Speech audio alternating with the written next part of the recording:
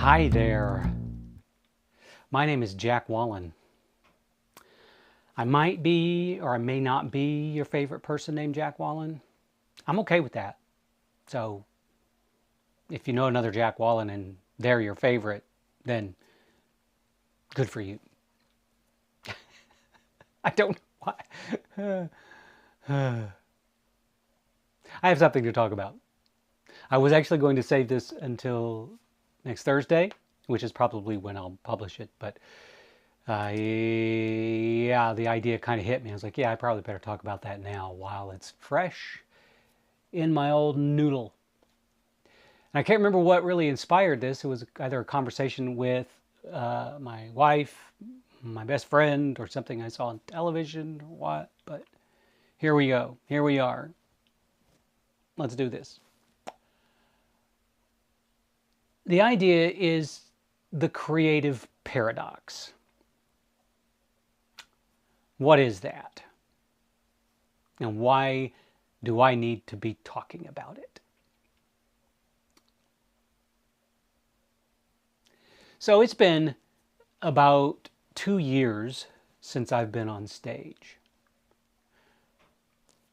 You may or may not know me, but being on stage is the thing that really fills my soul. Being on stage gives me confidence. Being on stage is the thing that defined me for decades. And if you're an artist of any type, you will understand this. That, and this is where the paradox lies, that when I go through periods of not being on stage, I start to feel like I lose that part of me. And my soul kind of starts to drain a little bit. It's like my soul's battery starts to die. And the problem is the only way to recharge that is to get on stage. And then there's the whole aspect of, well, is there a production that I can be in? And the longer I'm not, the farther I get from that part of me, and I start to lose confidence. I start to think, oh, what if I can't do this anymore? And knowing that the only thing that can bring that confidence back and assure me that, yes, I can do it, is the actual doing of it. And the longer I don't do it, the harder it is to do it. But the one thing that gives me the ability to do it is doing it.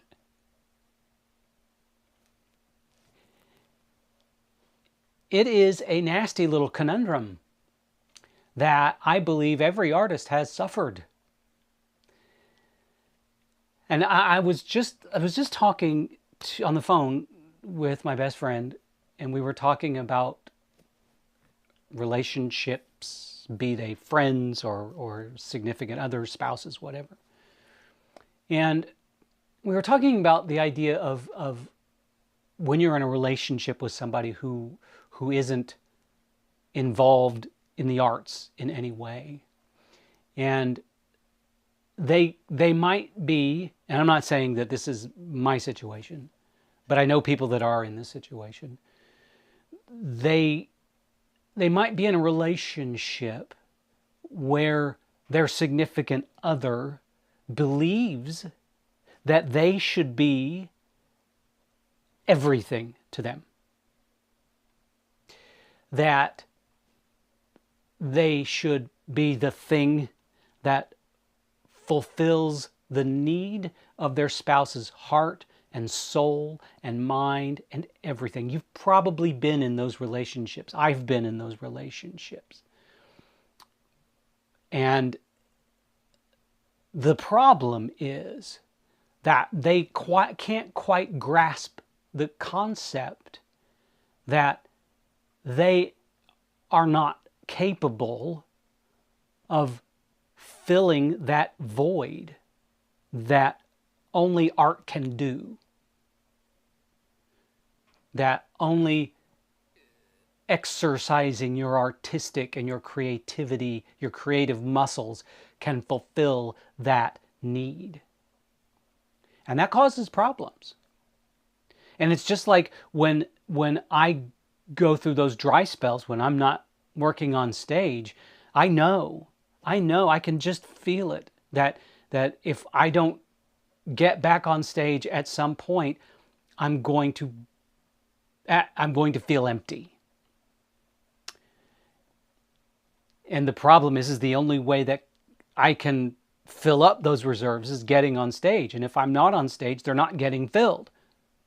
Yes, writing does a fairly good job of filling that reserve for my soul, but it can't do it in and of itself, which is one of the many reasons why the Me and My Muse project came into being, because it kind of taps into everything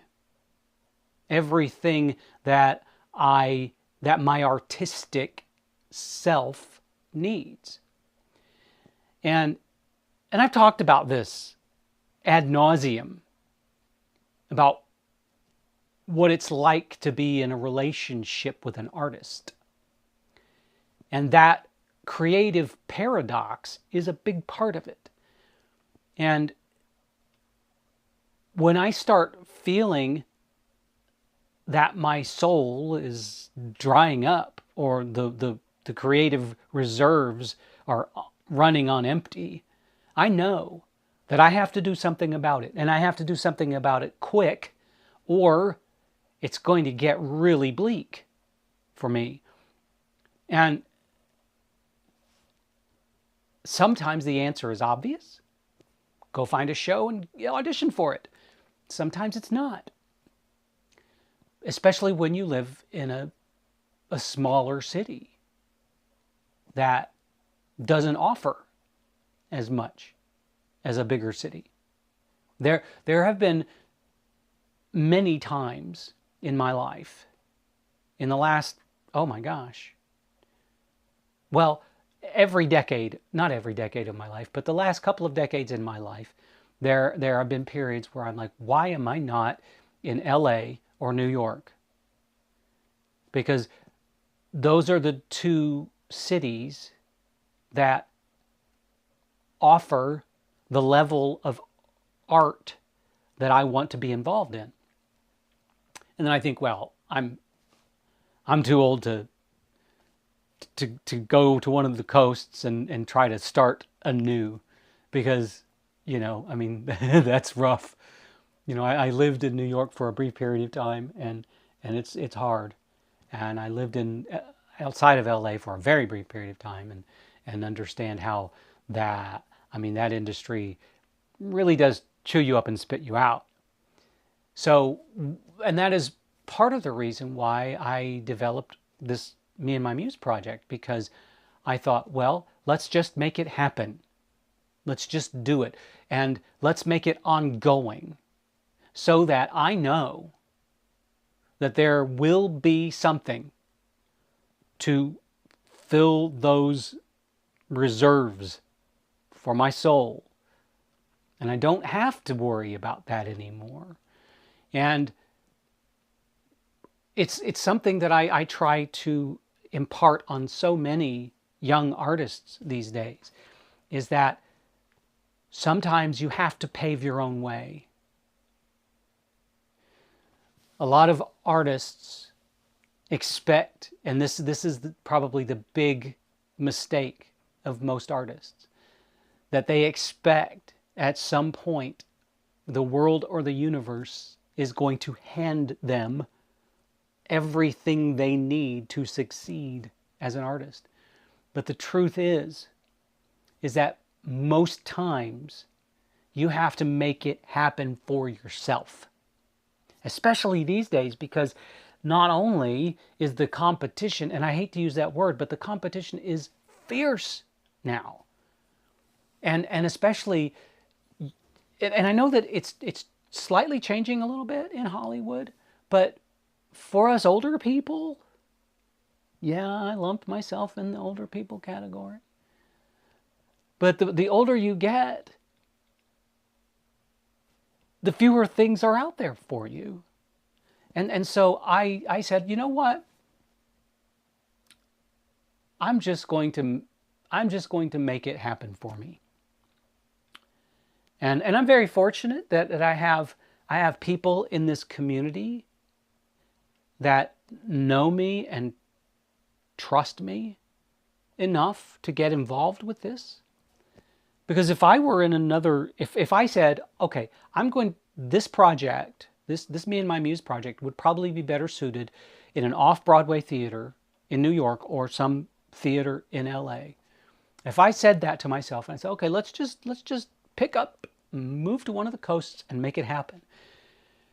The making it happen would be exponentially more difficult because nobody knows me out there, nobody trusts me because they haven't worked with me. So I know that in this community in which I live, there are people who I have worked with and who trust me enough to say, you're developing this project, let's do it. I trust you enough, let's do it. And so with this project and with the idea behind this project being serialized, if it's successful, it could theoretically feed my soul for years to come. And I did that intentionally. Because not only did I want to make something special for the community, I wanted to show the community that theater can be so much more than just the same old shows produced in the same old way by the same old people. Theater can be so much more. And I wanted to set out and prove that to be the case. At the same time, I wanted to create something that would excite other artists and make them want to be involved with it. And I wanted to make something for myself, which is why I chose this particular storyline, because it's autobiographical. It's me. And I know, because I'm already feeling it, that working on this project has the potential to fill my soul up even more than when I performed on Broadway and performed in any theater around the country, because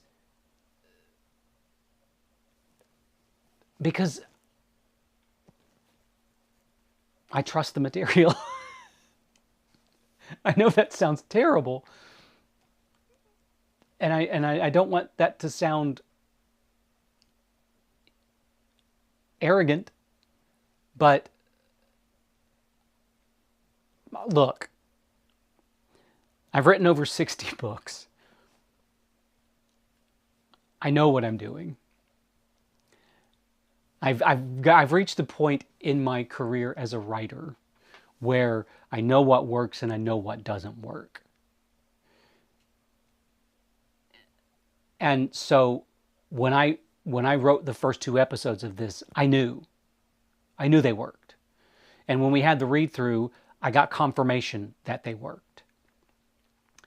And when we had that read-through, I could feel my soul it was just filling up to the brim with a rich taste. No, filling up to the rim with a rich taste of brim. I'm old enough to remember that commercial. But what do you do? I'm very fortunate that I am in a position where I can create this thing. I can make this thing happen for myself. What do you do if you are not in that type of position? If you are an actor or a musician, a singer, a dancer, a playwright, a screenwriter, what do you do? What do you do when you feel that your soul is emptying and there's no way to fill it up? Well, if you're a writer, all I have to say is write. And then you would say, yeah, but what if I have writer's block? You write. You write, you write, you write, you write until you get over that writer's block. Even if what you're writing while you're suffering from writer's block is crap, you keep writing. Because at some point while you keep writing, you're going to touch on something that really moves you. You're going to write amongst those pages and pages of dreck. You're going to write a single sentence that really gets you going. And you're going to think, okay, there it is. That's the crux of this story that I want to write. And all of a sudden, you're going to feel the gears start to spin and your creativity just goes through the roof. If you're an actor and you're looking at, and I've experienced this more times than I care to admit in this little town of Louisville, where I look at the seasons that the theater companies are producing. I'm like, there's nothing for me in any of these seasons. So, and I'm not going to just audition for a show just to be in a show, because I'm old enough and I've reached the point in my career that I'm like, I only want to do shows that I want to do. And so what do you do? How do you get through that period? Well, I mean, it's actually easier than you think. Because I have been there, I have done this, and what I have done in the past when there were no shows for me to do and I needed to fill that creative sinkhole in my heart or my soul, I would either find monologues or I would write monologues for myself. I would stick a camera in front of me or even just a phone and film me performing them. And then I would watch it and then I would say, okay, what am I doing right and what am I doing wrong? And in that process, I knew that I was working towards something. I was working towards improving my craft. Even if there was no end game here, there was nothing would come of this outside of personal growth. But I still saw the value in it, and I did it. And sometimes like for example, for a while, I was producing this series of videos called Moments from My Worlds. And what I was doing is I was either taking monologues from my books and filming them, or I was writing little writing scripts and then creating these sort of very micro movies based on a character or an incident in one of my books. And I would film them. And this was a few years ago before I really had any idea what I was doing with a camera and editing. And I would edit them as best as I could, and I would put them on YouTube, and there we go. I was being creative. I was exercising those creative muscles, and it worked like a charm. So do not discount the idea of just doing something just to be doing it. Because in the end, you're not just doing it to just do it. You're doing it to fill your artistic soul, to improve your craft, to move things forward and not always feel like you're becoming a stagnant puddle of goo. If you're a musician, compose a song. That's one of the beautiful things about where we are today. We have the technology in our hands, on our desks, to record music. You can use GarageBand or Audacity. Record something. Write something. Improve your music writing skills. If you're a director, read scripts and analyze them. Do anything you can to connect with the art that fills your soul. Because if you don't, the longer you get away from that, the harder it's going to be for you to reconnect. That's the creative paradox. Because the harder it becomes to connect, the less likely you are going to be able to fill that void. So I would suggest that you, as an artist, as a creative person, decide what is the length of time in which you can be away from your art without suffering a loss of your soul. And once you have figured out that number, make sure you never hit it. It's important. It is very important. And I know every person watching this who is of the creative type understands what it's like to go through those dry spells. And every day you wake up, you feel like you've stepped farther and farther and farther away from who you are. Don't let that happen. Make your art a priority, whether it is there for public consumption or not. If it's just for you, it still serves that purpose. And you have to come to grips with the importance of what I'm talking about. Because I have been there way too many times. And I know how hard it is. And I know the longer you get, the farther distance that you get from that, the harder it is to catch back up. There was one very long period where I didn't do anything creative. Nothing. And I felt like there was a void inside of me. And I could feel every day that I woke up and I wasn't doing anything creative, I knew that it was getting harder and harder and harder for me to actually do something creative. Until finally I woke up one day and I said, that's it. That's it. I'm done with what I'm doing. I'm done with who I am, who I've become. I'm going to go back to who I was, and I'm going to make my creative self a priority. And I am never going to have that long of a dry spell again. And I haven't. Since then, I have not gone a day without creating something. Be it for the stage, be it for the page, doesn't matter. Or for film, doesn't matter. I do something every day. And I highly recommend you do the same. Because if you don't, you're going to suffer.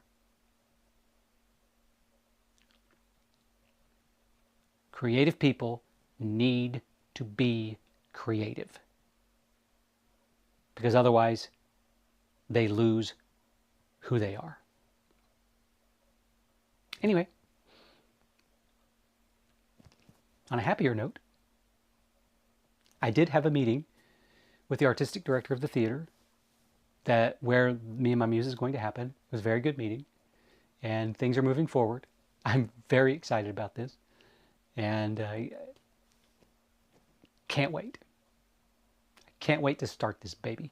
It's going to be a while, but I can't wait. Anyway, thank you for giving me a little bit of your time. I know it is precious. I know that you're busy, but it means the world to me that you would take a moment out of your day to listen to me blather on and on and on. I hope that you and everyone you love and care for have a wonderful, wonderful day.